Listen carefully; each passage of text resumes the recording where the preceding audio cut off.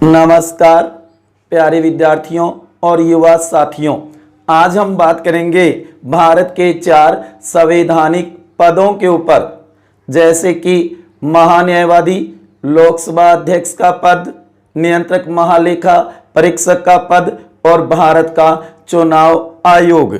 साथियों, जैसे कि हमने अपने पिछले वीडियो के अंदर जो प्रश्नोत्तरी 50 अति महत्वपूर्ण क्वेश्चन देखे थे इन 4 पदाधिकारियों के, आज उन्हीं के ऊपर हम विस्तार से चर्चा करेंगे। अगर आपके कोई कंफ्यूज हो या ये मानो आपकी प्रश्नोत्तरी सही नहीं गई हो तो इस वीडियो के माध्यम से आप अच्छी तैयारी कर सकते हो, क्योंकि ये चारों ही संवैधानिक पद बहुत बार कंपटीशनों में इससे जुड़े हुए क्वेश्चन पूछे जाते हैं। ये मत सोचना कि ये चारों पद हमारे सिलेबस में नहीं है। जहां भारतीय राज्य व्यवस्था होगी, जहां भारतीय संविधान होगा, ये चारों संवैधानिक पद जरूर मिलेंगे।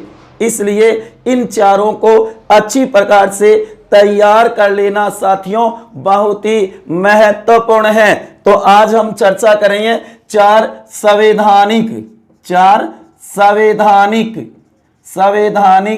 पद, 4 संवैधानिक पदों के ऊपर विस्तार से चर्चा करेंगे।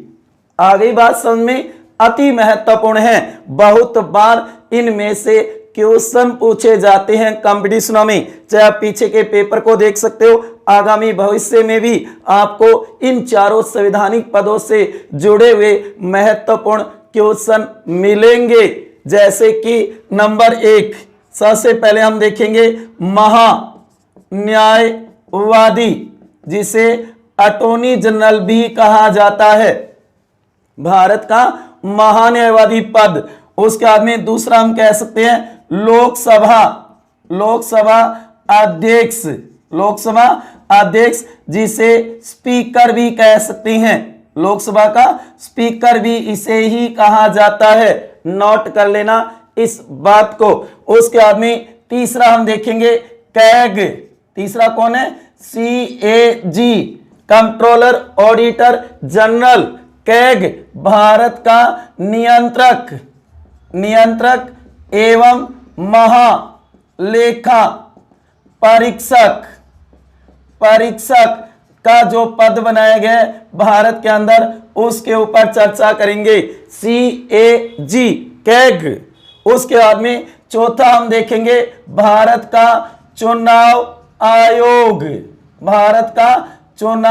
आयोग, इलेक्शन कमीशन, EC, जिसे निर्वाचन आयुक्त भी कह सकते हो। साथियों गौर करना, इसको कहा जाता है अटॉर्नी जनरल भी कहा जाता है इसको। किसको? महान्यायवादी को। इसे स्पीकर कहा जाता है। इसे आपने देखा नियंत्रक महालेखा परीक्षक, कैग। तो चारों को अच्छी प्रकार से याद कर लेना। इन चारों के ऊपर ही आज हम विस्तार से चर्चा कर रही हैं। तो अच्छी प्रकार से वीडियो को अंत तक देखना और सुनना। बहुत सी बातें मैं मौखिक भी बताऊंगा, उन्हें आप अपनी नोटबुक में नोट कर लेना, भविष्य में आपके बहुत काम आएगी। ये वीडियो आपके लिए बहुत ही हेल्पफुल होगा जो आगामी कंपटीशनों की तैयारी कर रही हैं, उन विद्यार्थियों के लिए तो अति महत्वपूर्ण है। तो आज हम इन 4 संवैधानिक पदों के बारे में देखेंगे प्यारे साथियों। इसके अंदर सबसे पहले हम देखेंगे क्रम संख्या, उसके बाद में विषय वस्तु, उनसे जुड़ी हुई बातें क्या होगी। जैसे कि सबसे पहले ही हम देखेंगे संविधान में इनका उल्लेख कहां पे है, कौन से अनुच्छेद कौन से भाग में है। गौर करना, भारतीय संविधान के अंदर इन चारों पदों का उल्लेख कहां पे है, क्योंकि ये संवैधानिक पद है। प्यारे विद्यार्थियों आपको पता होगा संवैधानिक पद का अर्थ यह है जिनका उल्लेख संविधान में है, कहीं ना कहीं अनुच्छेदों के अंदर जिन पदाधिकारी या ये कहो आयोग, बोर्ड या समिति उनका उल्लेख नहीं, वो असंवैधानिक कहलाएगी, गैर संवैधानिक कहलाएगी। जैसे कि नीति आयोग है, लोकपाल का पद है, राष्ट्रीय मानवाधिकार आयोग, ये सभी क्या गैर संवैधानिक है, असंवैधानिक। जबकि ये चारों ही पद संवैधानिक है, क्योंकि इनका उल्लेख संविधान में है साथियों। ठीक है, तो सबसे पहला ही पॉइंट हम क्लियर कर रहे हैं, गौर करना। महान्यायवादी, जो कि अनुच्छेद 76 में इस पद का उल्लेख किया गया है, और भाग कौन सा होगा? 5वां। भारतीय संविधान के भाग 5 के अनुच्छेद 76 में महान्यायवादी पद की व्यवस्था की गई है। आगे बात समझ में, आगे देखो, अनुच्छेद 93 में, भारतीय संविधान के अनुच्छेद 93 में लोकसभा अध्यक्ष स्पीकर पद की व्यवस्था की गई है, और भाग 5वां ही होगा जो भारतीय संविधान का सबसे बड़ा भाग है। अनुच्छेद 52 से लेकर के 151 तक भाग 5 में है, कुल 100 अनुच्छेद, सबसे बड़ा भाग 5।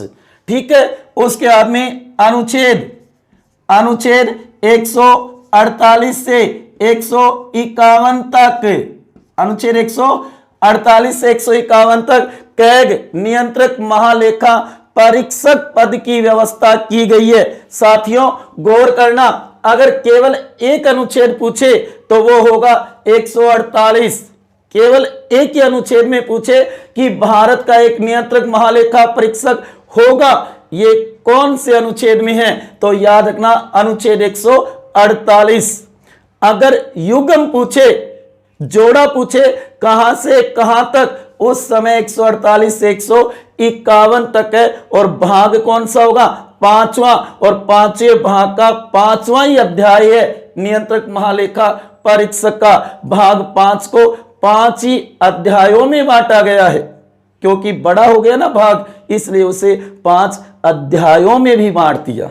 ठीक है, तो ये भी 5 में है भाग में, ये भी भाग 5 में, और ये भी भाग 5 में। अब देखना, चुनाव आयोग, इलेक्शन कमीशन, ईसी, गौर करना, जो कि अनुच्छेद 324 से लेकर के और 329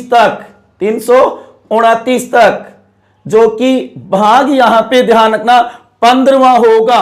भारतीय संविधान के भाग 15 में चुनाव आयोग का, जिसका नाम है निर्वाचन, क्या नाम रखा है? निर्वाचन नाम रखा है, गौर कर लेना, जो कि ई अंग्रेजी अल्फाबेट में कितने नंबर पे? 5 पे, जबकि सी कितने पे? 3 पे। तो ध्यान, 5 × 3 = 15। भाग 15 में क्या है? चुनाव आयोग, इलेक्शन कमीशन है। क्लियर है? आगे बात समझ में। अनुच्छेद 324 से 329 तक चुनाव आयोग पद का उल्लेख किया गया। चुनाव का निरीक्षण निर्देशन करने के लिए भारत के अंदर चुनाव आयोग होगा। आगे बात समझ में। तो ये चारों ही पद आप देखोगे संविधान में कहां पर वर्णित है, कहां पे उल्लेख किया गया, ये बताया है मैंने अनुच्छेदों के अंदर कि यहां से यहां तक, या फिर इस अनुच्छेद में इस पद की व्यवस्था है। ठीक है, क्लियर है? आगे यहां तक समझ में। उसके बाद में संविधान के वरीयता क्रम में अगर इनका स्थान देखा जाए, जो कि संविधान में हमारे पदाधिकारियों के वरीयता क्रम है, गौर करना। नंबर 2, संविधान के अनुसार संविधान में वरीयता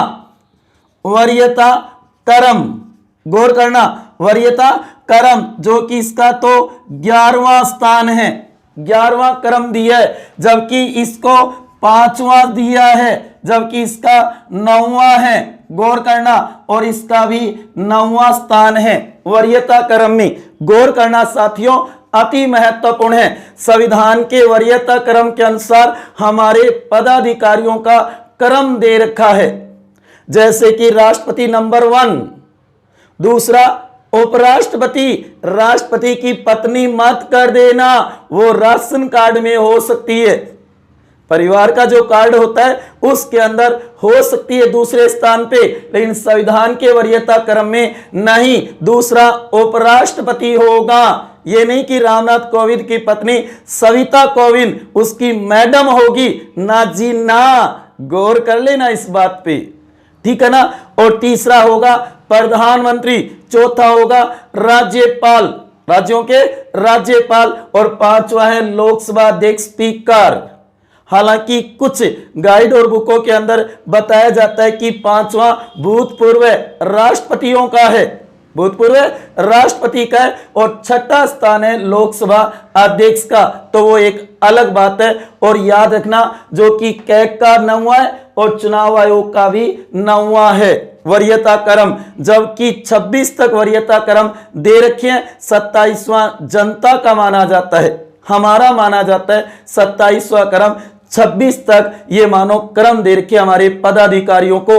कुछ नंबरों पे कंबाइंड में भी है, संयुक्त में भी है, इस बात को ध्यान देना, ठीक है। आगे बात समझ में, 4 संवैधानिक पद पढ़ रही हैं साथियों आज, ठीक है ना। आ गई बात समझ में, चलो तो आगे देखो। उसके बाद में अगला क्रम आएगा नियुक्ति, बहुत ही महत्वपूर्ण है। इनकी नियुक्ति कौन करता है? महान्यायवादी की नियुक्ति करेगा भारत का राष्ट्रपति। गौर करना, नियुक्ति भारत का राष्ट्रपति। लोकसभा अध्यक्ष की नियुक्ति करेंगे लोकसभा सदस्य अपने में से। गौर करना, जो कि प्रोटेम अध्यक्ष के आगे अपने में से बनाएंगे लोकसभा।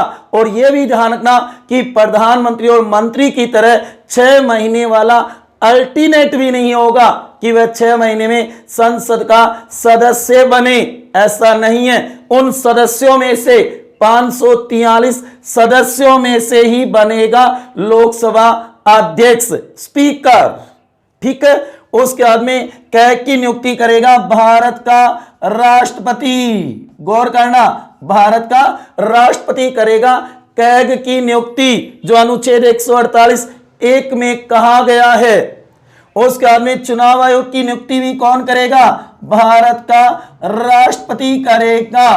कौन करेगा? भारत का राष्ट्रपति। गौर करना, संविधान के अंदर तो राष्ट्रपति नाम दे रखा है, लेकिन व्यवहार में देखा जाए तो राष्ट्रपति केंद्रीय संघीय मंत्री परिषद और प्रधानमंत्री की सलाह पर इनकी नियुक्ति करता है।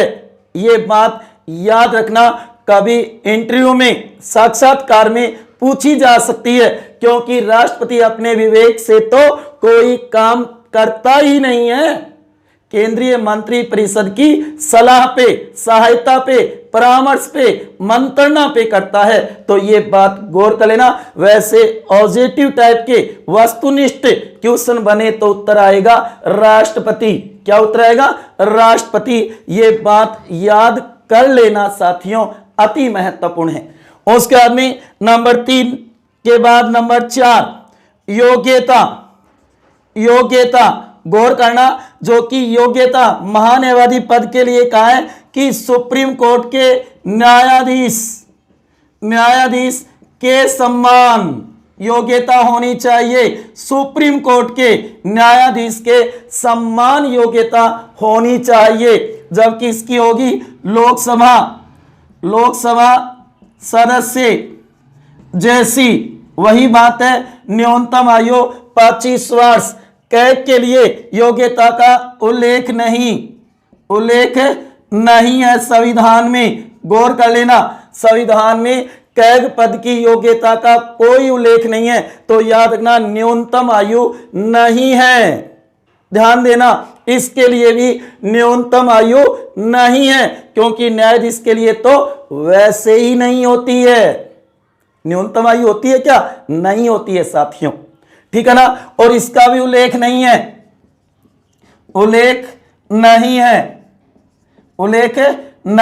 गौर कर लेना, अति महत्वपूर्ण है। उसके बाद में नंबर 5 कार्यकाल। कार्यकाल पदवी ध्यान रखना, राष्ट्रपति के प्रसाद पर्यंत इच्छानुसार राष्ट्रपति चाहेगा तब तक महान्यायवादी अपने पद पे रहेगा। ये बात दी हुई है अनुच्छेद 76(4) के अंदर, ये बात लिखी हुई है। 76 के अंदर जो 4 भाग है ना, कह लो चौथा पॉइंट है ना, वहां पे ये बात रखी है राष्ट्रपति के प्रसाद पर्यंत।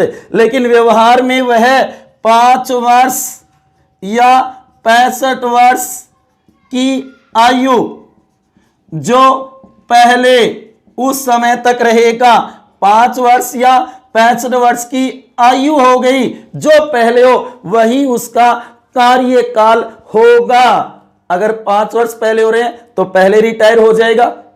अगर 65 वर्ष की आयु हो रही है, 10वीं की मार्कशीट में देख ली जाएगी कि 65 वर्ष की आयु, क्यों हमारी डेट ऑफ बर्थ कौन सी मार्कशीट में होती है, याद रखना 10वीं की मार्कशीट में होती है, तो वहां पे देख लिया जाएगा, तब उसे हटा दिया जाएगा। लेकिन प्राथमिकता इसको देनी है राष्ट्रपति के प्रसाद पर्यंत इच्छानुसार, जब तक राष्ट्रपति चाहेगा, उसका मन प्रसन्न है, वो खुश है ना, तब तक रहेगा।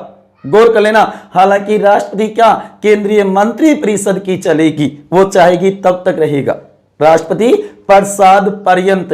उसके बाद में लोकसभा स्पीकर 5 वर्ष, कितना होगा 5 वर्ष, लेकिन अनिश्चित है, कभी भी उसे लोकसभा सदस्य ये मानो हटाने का प्रस्ताव पारित करके हटा सकते हैं। वैसे इसका कार्यकाल 5 वर्ष होता है। कितना होता है 5 वर्ष। जबकि कैग का कार्यकाल है ना, वो याद रखना उल्लेख नहीं, संविधान में उल्लेख नहीं किया गया कि वो कितने समय तक रहेगा। लेकिन व्यवहार में 42वें संविधान संशोधन 1976 के द्वारा कर दिया गया कि वह 6 वर्ष या 65 वर्ष की आयु जो पहले हो वही उसका कार्यकाल होगा। अगर 6 वर्ष हो रहे हैं तो हट जाएगा, और अगर 65 वर्ष की आयु हो रही है तो वो हट जाएगा। ये तो बात समझ में आ गई होगी ना। 6 वर्ष का मतलब है कि अगर वह 50 वर्ष का बनता है तो 56 में रिटायर हो जाएगा। 6 वर्ष पूरे हो गए, ठीक है। अगर वह 63 का बनता है तो फिर 6 वर्ष नहीं रहेगा, वो 2 वर्ष ही रहेगा, 65 में रिटायर हो जाएगा। 65 में वह रिटायर हो जाएगा, सेवानिवृत्त हो जाएगा, अवकाश मुक्त हो जाएगा। और इसका भी उल्लेख नहीं है, गौर करना, संविधान में उल्लेख नहीं है, संविधान में कोई उल्लेख नहीं है चुनाव आयोग का कार्यकाल कितना होगा। लेकिन यह भी 6 वर्ष या 65 वर्ष की आयु तक, आयु जो पहले हो वही कार्यकाल होगा। ये बात तो समझ में आ गई होगी ना आपके। हाँ प्यारे विद्यार्थियों, क्लियर है ना। 4 संवैधानिक पद, ये एक ही व्यक्ति है, एक ही पद है, एक ही व्यक्ति है, एक सदस्य, ये भी एक ही व्यक्ति एक सदस्य, ये भी एक व्यक्ति एक सदस्य, और ये ध्यान रखना 3 सदस्य है, जो कि दिनेश गोस्वामी समिति की सिफारिश पर अक्टूबर 1993 में इसे 3 सदस्यीय बना दिया। एक मुख्य होगा और 2 अन्य होंगे। इससे पहले यह भी 1 सदस्यीय था, जो कि इसकी स्थापना 25 जनवरी 1950 को हुई थी। आजादी के बाद 25 जनवरी 1950 को सुकुमार सेन को भारत का पहला चुनाव आयुक्त बनाया गया था, उसे यह जिम्मा सौंपा गया था, ठीक है। उसके बाद में 1 सदस्यीय रहा 1900 वैसे तो 89 तक, 89 में कुछ महीने 3 सदस्यीय, बाद में अक्टूबर 1993 में इसे 3 सदस्यीय बना दिया। एक मुख्य होगा चीफ इलेक्शन कमीशन और 2 अन्य होंगे, जो कि वर्तमान में मुख्य चुनाव आयुक्त है, वो तो याद रखना सुनील अरोड़ा है 23वें नंबर के, और जो 2 अन्य हैं, एक तो सुशील चंद्रा, एक अभी हाल ही में बनाए राजीव कुमार। राजीव कुमार, इन तीनों को तैयार कर लेना। ठीक है, आगे समझ में, चले आगे। उसके बाद में नंबर 6 शपथ। ध्यान देना, महान्यायवादी को शपथ दिलाएगा भारत का राष्ट्रपति। कौन दिलाएगा? भारत का राष्ट्रपति दिलाएगा, लोकसभा अध्यक्ष को कोई नहीं। यह है महत्वपूर्ण क्वेश्चन जो बार बार कंपटीशनों में पूछा जाता है। गौर से सुनना, लोकसभा अध्यक्ष जो बनता है वह पहले अध्यक्ष बनने से पहले लोकसभा सदस्य के नाते प्रोटेम अध्यक्ष से शपथ लेता है, लेकिन अध्यक्ष बनने के बाद शपथ नहीं लेता। प्रोटेम अध्यक्ष जिसे राष्ट्रपति नियुक्त करता है, वो लोकसभा जो नवगठित लोकसभा है ना, उनके सदस्यों को शपथ दिलाने का काम करता है पहले, फिर उसके बाद में अध्यक्ष का चुनाव करवाता है सदस्यों में से। बाद में दो ही काम है प्रोटेम अध्यक्ष के। अब की बार कौन था प्रोटेम अध्यक्ष? हमारी 17वीं लोकसभा के प्रोटेम अध्यक्ष कौन थे? इसका आंसर कमेंट बॉक्स में जरूर लिखना साथियों। हाँ, आप देखोगे उसने सदस्य के नाते शपथ दिलाई, जब वह अध्यक्ष बना आगे आया उस समय उसने शपथ नहीं ली, किसी ने नहीं दिलवाई, तो कोई नहीं आएगा। गौर कर लेना इस बात के ऊपर, सही है। हाँ, आगे देखो, कैग इसे दिलाएगा राष्ट्रपति। इसे कौन दिलाएगा? राष्ट्रपति दिलाएगा। यह भी याद रखना, जो कि अनुसूची 3 के प्रारूप पर, इसका अनुसूची 3 में प्रारूप नहीं है। उसके बाद में इसे भी शपथ दिलाएगा राष्ट्रपति, लेकिन अनुसूची 3 में प्रारूप नहीं है, इसका है। गौर कर लेना, कैग का है अनुसूची 3, जिसके अंदर शपथ या प्रतिज्ञान का प्रारूप दे रखा है। क्लियर है ना? आ गई बात समझ में? हाँ, आगे देखो नंबर 7 वेतन भत्ता, सैलरी, दाढ़ी कितनी मिलेगी, तनख्वाह कितनी मिलेगी। बहुत है साथियों इनकी तनख्वाह, ये संवैधानिक पद है भारत के।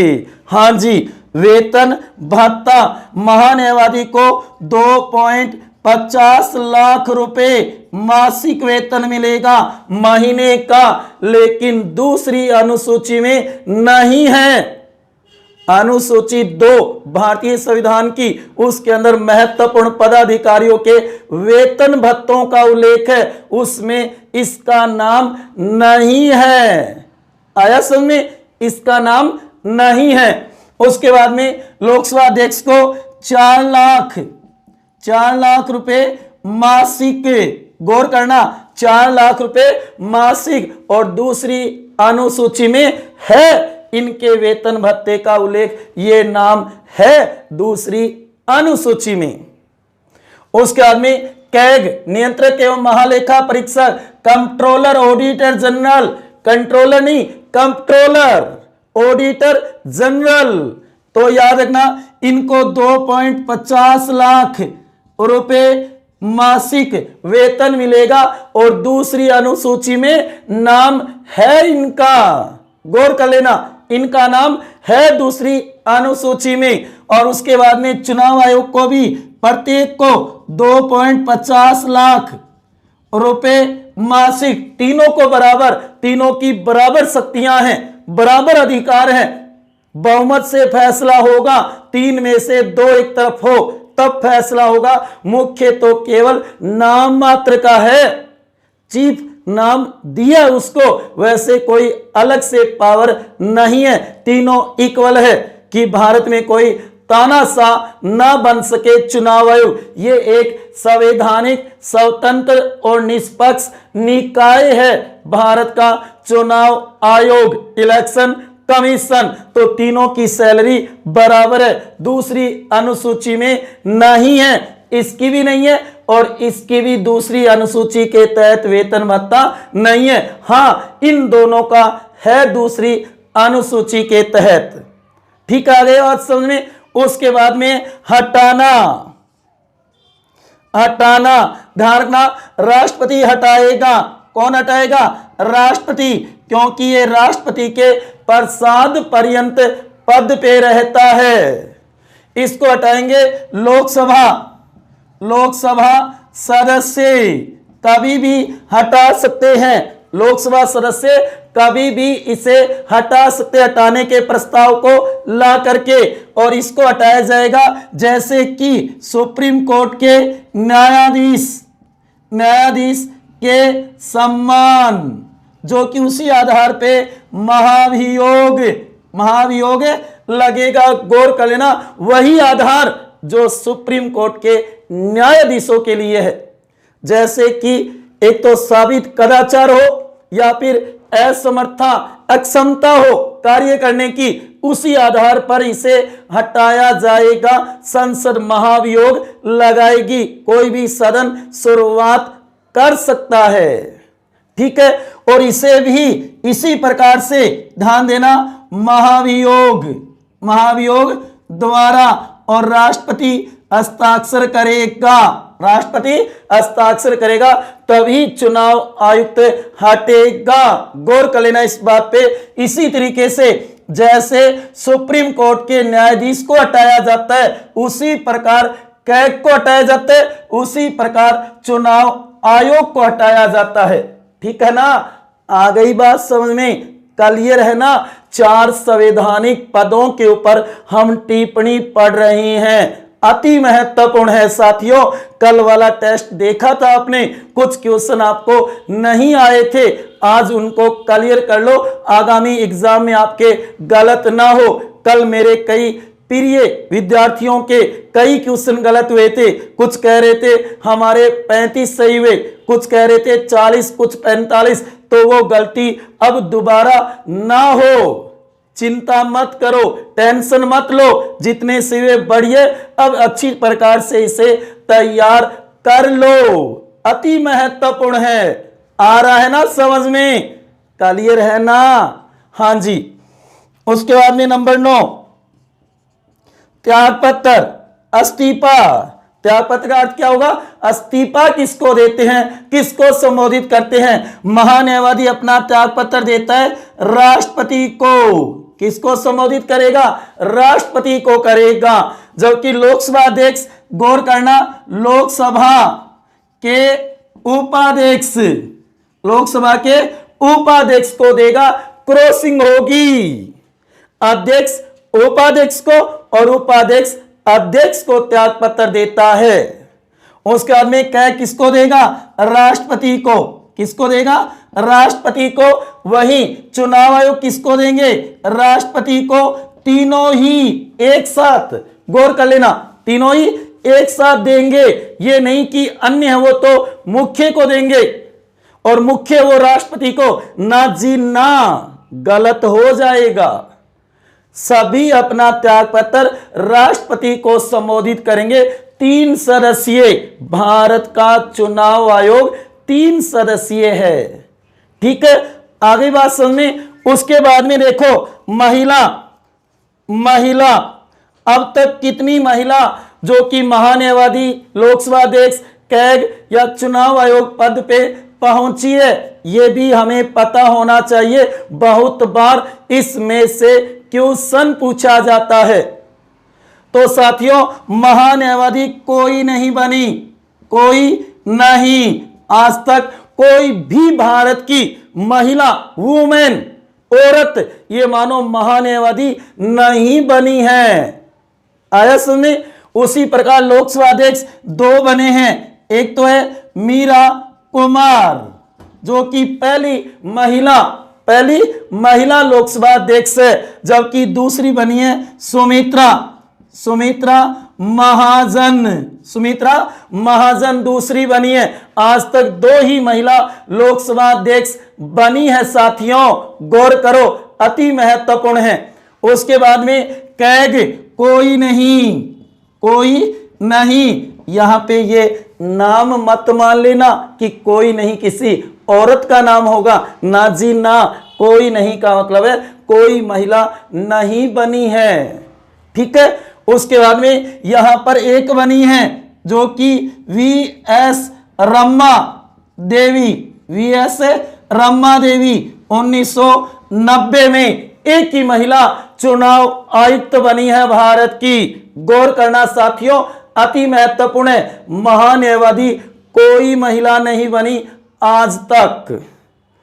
लोकसभा अध्यक्ष 2 महिला बनी है, मीरा कुमार और सुमित्रा महाजन, जो कि सुमित्रा महाजन 16वीं लोकसभा की अध्यक्ष थी और इससे पहले आपने देखा मीरा कुमार थी जो कि 15वीं लोकसभा की अध्यक्ष बनी थी, मीरा कुमार।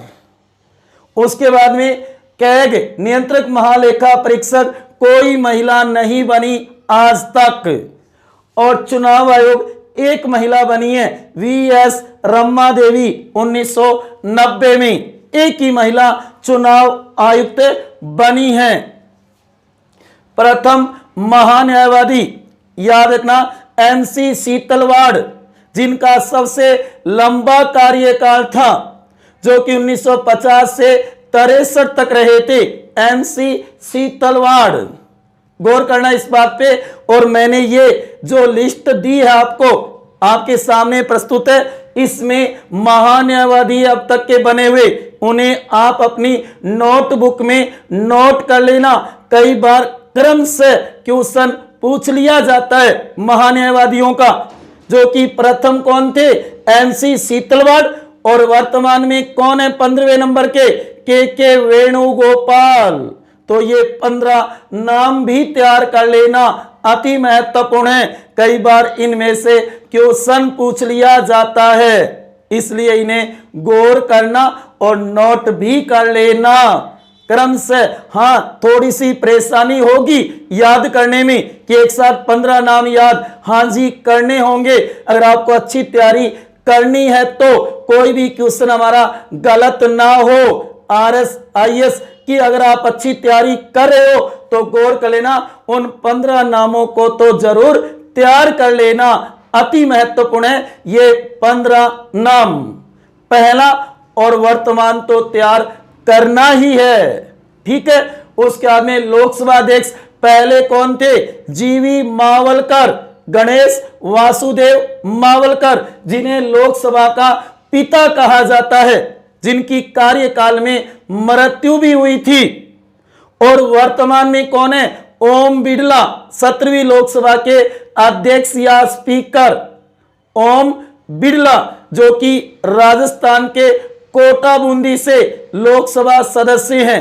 कोटा बूंदी संयुक्त जो लोकसभा क्षेत्र ना, वहां से निर्वाचित होके गए थे ओम बिड़ला, उनको चुना गया था 17वीं लोकसभा का अध्यक्ष स्पीकर।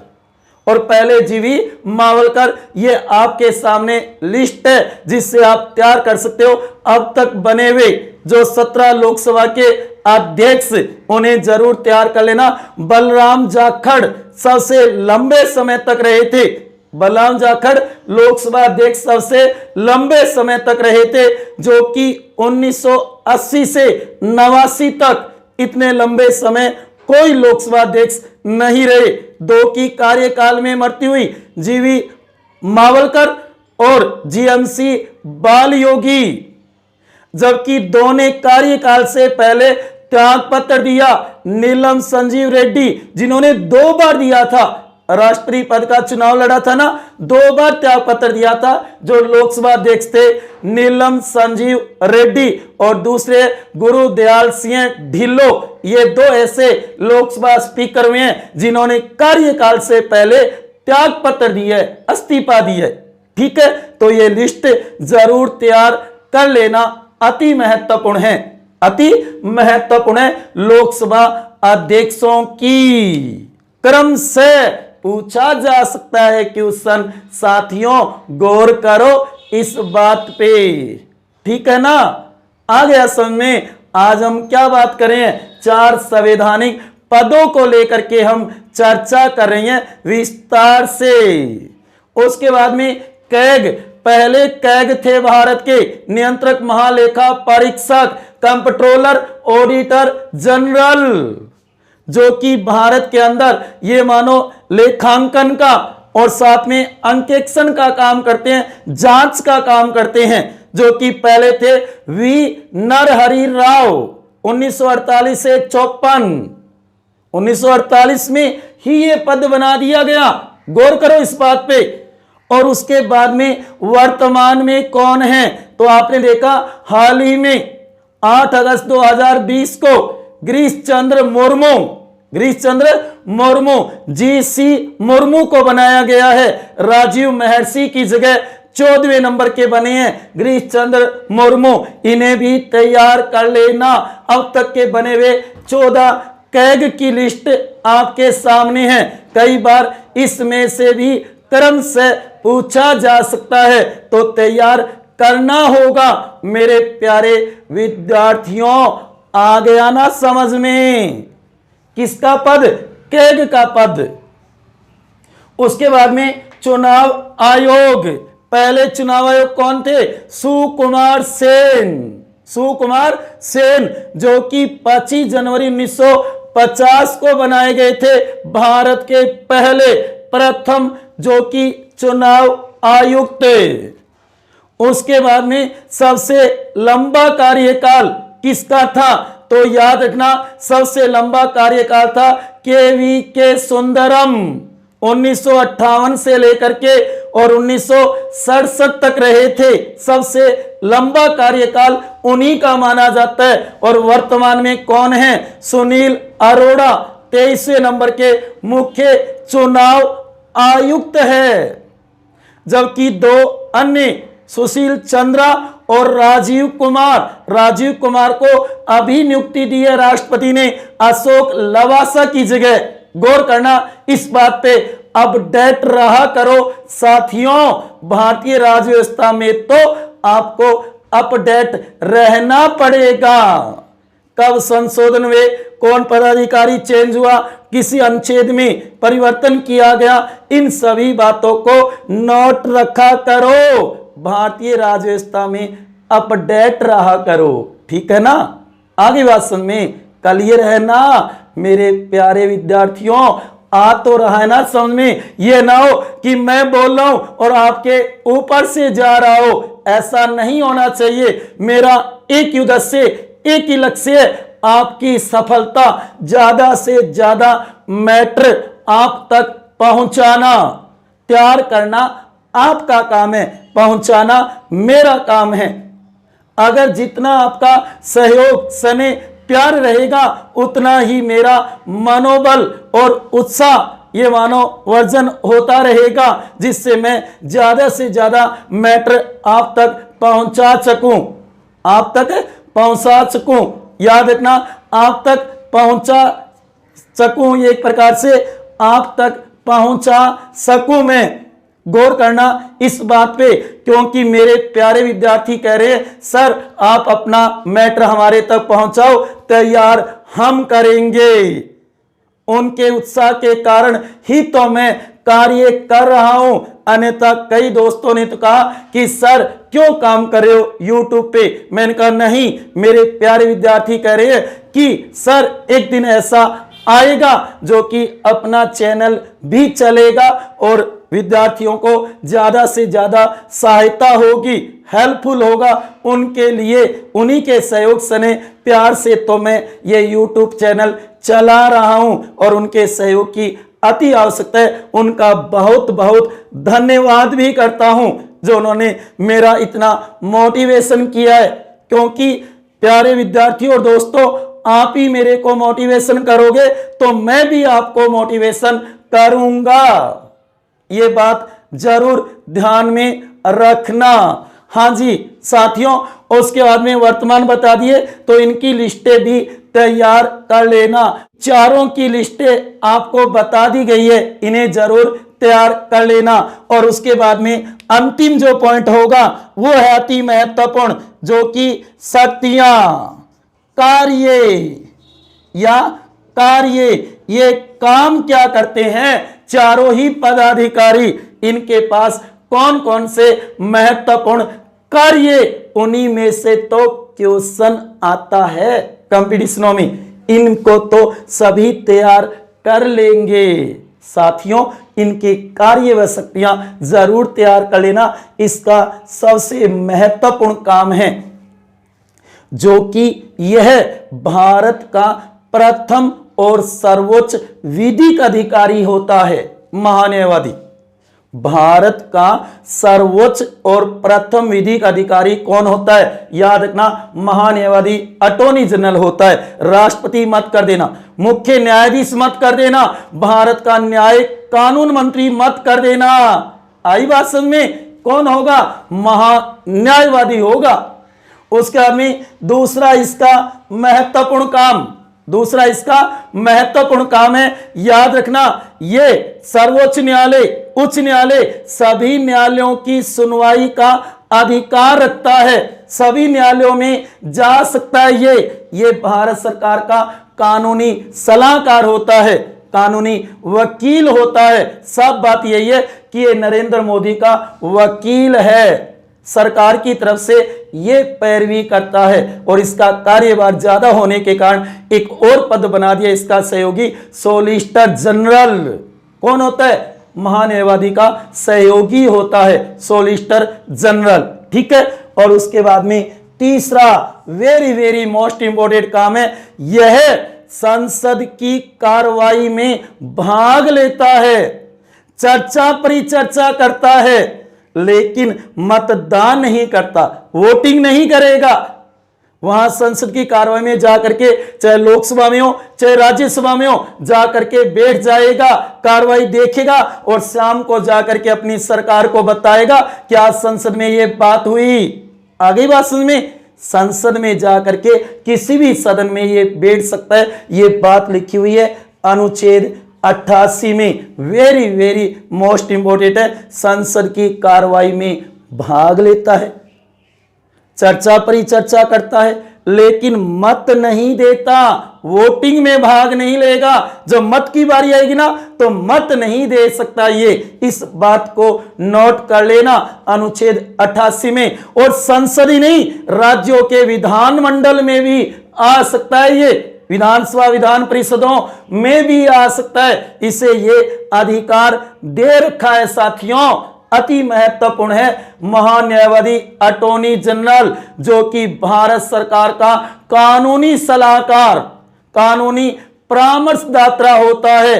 कौन? महान्यायवादी अटॉर्नी जनरल, सरकार का वकील, पैरवी यही करता है सरकार के केसों की, चाहे वो सर्वोच्च न्यायालय हो, चाहे उच्च न्यायालय हो, चाहे अन्य कोई भी न्यायालय हो, वहां पे ये पैरवी कर सकता है। सुनवाई का अधिकार दिया गया है इसे। ये बात नोट कर लेना, केवल सुप्रीम कोर्ट मत कर देना, केवल सुप्रीम कोर्ट नहीं, सभी न्यायालयों में, सभी न्यायालयों में, संसद में भी और सभी विधानमंडलों में ये जा सकता है। कौन? महान्यायवादी अटॉर्नी जनरल। आगे बात में ये तीनों कार्य नोट कर लेना अति महत्वपूर्ण है। दोबारा बता देता हूं, सर्वोच्च और प्रथम विधिक अधिकारी होता है, ये सरकार का कानूनी सलाहकार होता है, जो कि सभी न्यायालयों में सुनवाई का अधिकार रखता है। और उसके बाद में ये संसद की कार्यवाही में भाग लेता है, चर्चा परिचर्चा करता है, लेकिन मतदान नहीं देता, वोटिंग में हिस्सा नहीं लेगा, वोटिंग में हिस्सा नहीं लेगा। ये बात है अनुच्छेद 88 में। और यही नहीं, राज्य के विधानमंडल में भी भाग ले सकता है। ये केवल कानूनी सलाह देगा और इसका सहयोगी होगा सॉलिसिटर जनरल। ठीक है। आगे बात सुनने, ये तो है महान्यायवादी। ठीक है। उसके बाद में लोकसभा अध्यक्ष, स्पीकर, जो ये पद भारत ने इंग्लैंड से ग्रहण किया है, ब्रिटेन से। जैसे वहां लोक सदन में जो स्पीकर होता है ना, जो एक बार बन जाता है वो हमेशा रहता है, उसी प्रकार भारत में भी लोकसभा अध्यक्ष का पद ले रखा है, लेकिन इसका कार्यकाल 5 वर्ष ही होता है। यहां पे है उसके समान ही शक्तियां, वैसे ही कार्य। इसका पहला जो महत्वपूर्ण काम है, लोकसभा की अध्यक्षता करना, संचालन करना। कहने का मतलब लोकसभा में शांति व्यवस्था, अनुशासन बनाना, ऑर्डर करना, इसका पहला काम है सदस्यों को ये मानो पूरक प्रश्न पूछने का अधिकार और अनुमति देना। उसके बाद में दूसरा इसका महत्वपूर्ण काम है संसद के दोनों सदनों की संयुक्त बैठक जो होती है ना उसकी अध्यक्षता करना। बुलाएगा राष्ट्रपति, अध्यक्षता कौन करेगा? लोकसभा का अध्यक्ष करेगा। साथियों इस बात पे गौर करना अति महत्वपूर्ण है। अध्यक्ष नहीं तो उपाध्यक्ष, और अध्यक्ष उपाध्यक्ष दोनों नहीं तो राज्यसभा का उपसभापति करेगा। तो लोकसभा अध्यक्ष करता है संसद के दोनों सदनों की संयुक्त बैठक की अध्यक्षता। अनुच्छेद 118(4) के अंदर ये बात लिखी हुई है। अति महत्वपूर्ण कि उसने बहुत बार संसद की 3 संयुक्त बैठक हो चुकी है अब तक। उसके आगे नंबर 3 अति महत्वपूर्ण है, कोई विधेयक धन विधेयक है या नहीं इसका फैसला प्रमाणित कौन करेगा? लोकसभा स्पीकर करेगा, लोकसभा का अध्यक्ष करता है। अति महत्वपूर्ण कि उसने गौर कर लेना इस बात को। उसके बाद में नंबर 4 जो कि संसद सदस्य कहने का लोकसभा सदस्य की दल बदल संबंधी निर्योग्यता का फैसला लोकसभा अध्यक्ष करता है, जो कि अनुसूची 10 के पैरे 2 के अनुसार सदन का अध्यक्ष दल बदल संबंधी निर्योग्यता का फैसला करेगा। लोकसभा में लोकसभा अध्यक्ष, राज्यसभा में राज्यसभा सभापति, विधानसभा में विधानसभा का अध्यक्ष और विधान परिषद में सभापति अध्यक्ष करता है। गौर कर लेना दल बदल संबंधी निर्योग्यता का फैसला। उसके बाद में नंबर 5 संसद का कोई प्रतिनिधि मंडल अगर बाहर जाता है तो उसके नामजद व्यक्तियों के नाम कौन निकालेगा? लोकसभा अध्यक्ष निकालेगा। और उसके बाद में छठा महत्वपूर्ण काम है ये संसद की कई समितियों का अध्यक्ष होता है और कई समितियों के अध्यक्षों की नियुक्ति करता है। जैसे कि लोकसभा के महासचिव की नियुक्ति लोकसभा अध्यक्ष करता है, जो कि लोक लेखा समिति, अनुमान समिति, जितनी समितियां है ना उन सभी के अध्यक्षों की नियुक्ति यही करता है लोकसभा अध्यक्ष स्पीकर। बहुत ही महत्वपूर्ण कार्य है, इन्हें नोट कर लेना अति महत्वपूर्ण है, जो बार बार कॉम्पिटिशनों में पूछे जाते हैं। उसके बाद में कैग नियंत्रक एवं महालेखा परीक्षक का एक ही महत्वपूर्ण काम होता है और वो है अंकेक्षण करना। अंकेक्षण करना कहने का ऑडिटिंग करना, जांच करना। ध्यान देना जबकि हिसाब किताब ये रखेगा कौन? CGA महालेखा नियंत्रक कौन है? सोमा राय वर्मन, जो कि लेखांकन का काम। याद करना साथियों, जो कि सरकार है वो तो धन को खर्च करती है, पैसे को, जबकि अनुमति है ना धन खर्च करने की संसद देती है, जबकि उसका लेखांकन कौन रखता है? CGA रखता है, हिसाब किताब। जबकि उसकी जांच कौन करता है? जांच करेगा CAG कैग नियंत्रक एवं महालेखा परीक्षक। ये तो एक गैर संवैधानिक पद है जो कि राज्यों से कोई लेना देना नहीं, ये केंद्र सरकार का हिसाब किताब रखता है।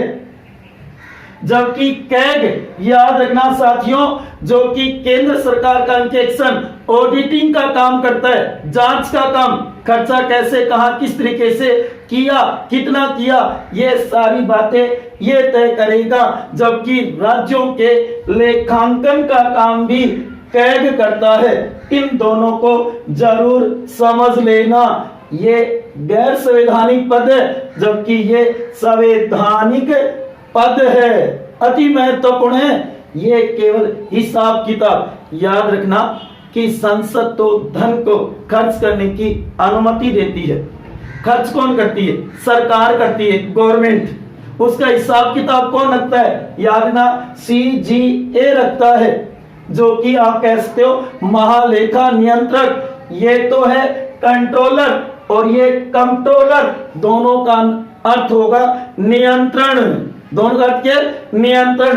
अति महत्वपूर्ण है दोनों ही, इसलिए इसे तैयार कर लेना।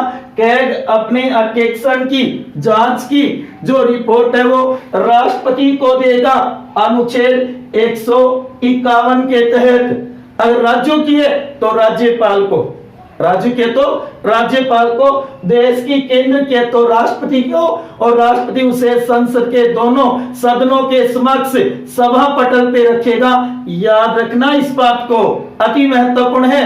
सभा पटल पे रखेगा और संसद उसकी जांच अपनी लोक लेखा समिति से करवाएगी। अपनी लोक लेखा समिति जिसमें 22 सदस्य होते हैं, 15 लोकसभा के और 7 राज्यसभा के। हम इसके ऊपर आगे विस्तार से चर्चा करेंगे, लेकिन याद रखना कैग नियंत्रक एवं महालेखा परीक्षक लोक लेखा समिति का मित्र और मार्गदर्शक होता है।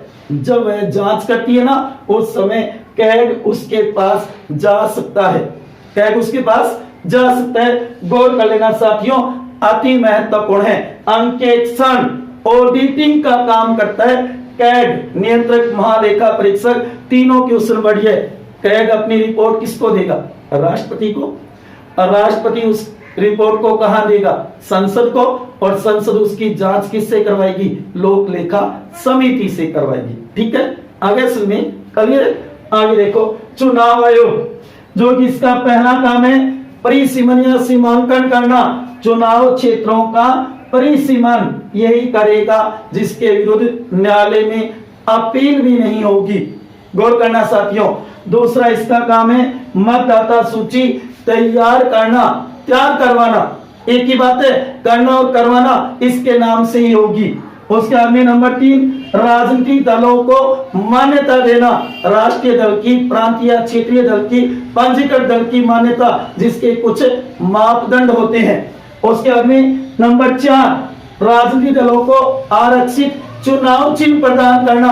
आरक्षित, किसका कमल का फूल होगा, किसका हाथ का पंजा होगा, किसी का हाथी होगा, किसका साइकिल। लेकिन याद रखना यहाँ पे उसके विरुद्ध न्यायालय में अपील हो सकती है, जबकि इसके विरुद्ध नहीं होंगी। दोनों बढ़िया क्वेश्चन है, गौर करना। नंबर 5, जो कि चुनाव का संचालन करना, चुनाव करवाना, जो कि तिथियां निकालना, नामांकन की, वापस की, मतगणना की, मतदान की। और राष्ट्रपति, उपराष्ट्रपति, लोकसभा, राज्यसभा, विधानसभा, विधान परिषद के चुनाव यही करवाता है, जबकि पंचायती राज के नहीं। पंचायती राज के चुनाव करवाएगा राज्य चुनाव आयुक्त, जो 1 सदस्यीय है, ये 3 सदस्यीय, गौर कर लेना। और उसके बाद में नंबर 6 अर्ध न्यायिक कार्य अनुच्छेद 103 और 192 के द्वारा। 103 में तो ये संसद सदस्य की नियोग्यता के बारे में राष्ट्रपति को सलाह देगा, परामर्श देगा। और वहीं 192 में विधानमंडल की सदस्यता के लिए राज्यपाल को परामर्श देगा कि उसकी नियोग्यता है या नहीं। और उसके बाद में 7 नंबर होगा, जो कि अन्य कार्य, आचार संहिता लगवाना, नियम बनाना, उम्मीदवारों के खर्चे को तय करना। उसके बाद में आप कह सकते हो मतदाता और चुनाव अधिकारियों को प्रशिक्षण देना या दिलवाना, मतदाताओं को फोटोग्राफों से युक्त पहचान पत्र दिलवाना या देना।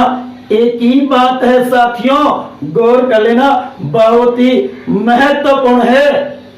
उसके बाद में आप कहोगे कि चुनाव याचिकाओं पर न्यायालय में सिफारिश करना, सलाह देना, तो ये इसके महत्वपूर्ण काम है। तो इन कार्यों को जरूर तैयार कर लेना प्यारे विद्यार्थियों। तो ये थे आज आपके सामने। एक तो इनके प्रथम कौन थे वो याद कर लेना, वर्तमान कौन है, चारों ही पदाधिकारी अति महत्वपूर्ण है, इनको जरूर तैयार करना। और ये दोनों का अर्थ भी आज आपके समझ में आया होगा। ये तो महान्यायाधीश से संबंधित बातें, ये लोकसभा अध्यक्ष से संबंधित, और ये केक से संबंधित, और ये चुनाव आयोग से संबंधित है। इनका आप स्क्रीनशॉट लेकर के नोट्स तैयार कर सकते हो, आगामी भविष्य में बहुत काम आएंगे साथियों। ऐसे ही अपना सहयोग, स्नेह और प्यार देते रहिए। अपने YouTube चैनल के परिवार को बढ़ाते रहिए। वही बात है, चले अकेले थे, कारवां बनता चला गया। आपका सहयोग है और आपके सहयोग की अपेक्षा भी है कि ज्यादा से ज्यादा आप सहयोग करो। मेरे चैनल को अभी सब्सक्राइब नहीं किए तो कृपया सब्सक्राइब कर दें, और अगर आपको ये वीडियो अच्छा लगा हो तो ज्यादा से ज्यादा अपने दोस्तों और सहेलियों के साथ शेयर करना और कहना कि इस वीडियो को एक बार जरूर देखें अंत तक। बहुत ही महत्वपूर्ण है, बहुत ही महत्वपूर्ण है, क्योंकि कल वाले टेस्ट में कई मेरे प्यारे विद्यार्थियों के 35 क्वेश्चन से हुए, 40 है, 42 है, 45 है। अब इसको तैयार कर लो, आगे ऐसी गलती नहीं होनी चाहिए। जब भी आप कंपटीशन में बैठो, इससे जुड़े हुए कोई क्वेश्चन आए तो आपके एकदम सही हो। गौर करो मेरे प्यारे विद्यार्थियों, है ना ये बात कि आपको ये टॉपिक बहुत ही बढ़िया अच्छा लगा होगा। इसे जरूर तैयार कर लेना। और अंत में इसी के साथ कहूंगा, हमेशा खुश रहो, हंसते रहो, मुस्कुराते रहो, प्रेम से मस्त रहो, अपना और अपनों का ध्यान रखो। इसी के साथ जय हिंद, जय भारत।